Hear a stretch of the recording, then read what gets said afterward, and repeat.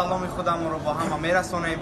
Мо шаҳрвандони ҷумҳурии Тоҷикистон аз санаи 19 марти соли 2020 то ин рӯз дар ҳама фурудгоҳҳои шаҳри Москва дар монда будем.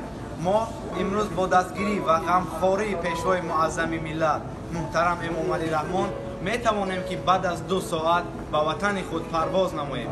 Мо миннатдории худамонро аз номи ҳама шаҳрвандоне ки тӯли 5 ё 6 рӯз дар ҳама фурудгоҳҳои шаҳри Москва дар монда буданд, ба ҳама одамоне ки ба мо кӯмаки аввалин дараҷаи худашонро расонданд мерасонем.